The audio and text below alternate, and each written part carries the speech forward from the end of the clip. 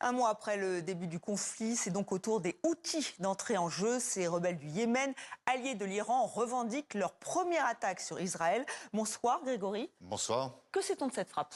Alors, les Houthis parlent de plusieurs missiles balistiques tirés en direction d'Israël. C'est une distance d'environ 2000 km. Et les rebelles yéménites, menacés ces derniers jours d'entrer à leur tour dans le conflit, ont immédiatement revendiqué cette opération en précisant avoir visé des sites militaires israéliens sensibles. Et c'est une nouvelle fois le porte-parole militaire des Houthis qui délivre un message particulièrement belliqueux. Cette opération a coïncidé avec les actions héroïques menées par nos frères Moudjahidines en Iran et par le Hezbollah au Liban. Par la grâce d'Allah le Tout-Puissant, l'opération a atteint ses objectifs avec succès.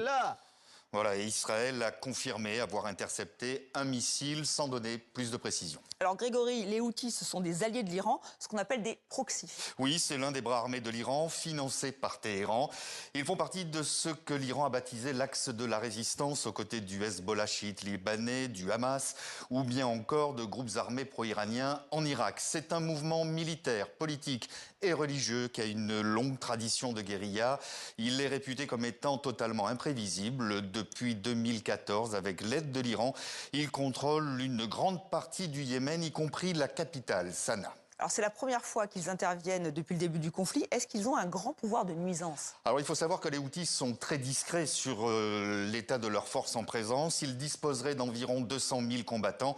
Et bien que lourdement frappés par les États-Unis et Israël, leur arsenal militaire serait encore conséquent. Missiles balistiques, missiles de croisière, drones, roquettes, ce qui leur permet de mener des attaques sur terre, mer et même dans les airs. De par leur position stratégique, ils ont la capacité de frapper tous les voisins du Golfe, ce qu'ils ont déjà fait par le passé. Oui, on se souvient qu'ils avaient pris pour cible des navires marchands. Oui, et vidéos à l'appui, comme celle-ci, où après le 7 octobre 2023, ils ont multiplié les attaques contre des navires en mer Rouge, affirmant soutenir les Palestiniens. Ils revendiquent avoir coulé, endommagé ou bien capturé près de 180 navires, obligeant les autorités maritimes à classer la mer Rouge et le golfe d'Aden en zone de guerre.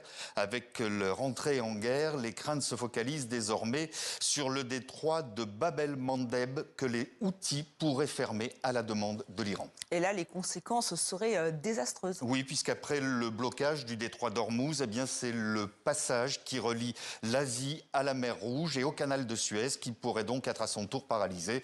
Le détroit de Bab el-Mandeb représente en temps normal 15% du trafic commercial. Il joue un rôle central dans l'acheminement du pétrole et du gaz des pays du Golfe vers l'Europe.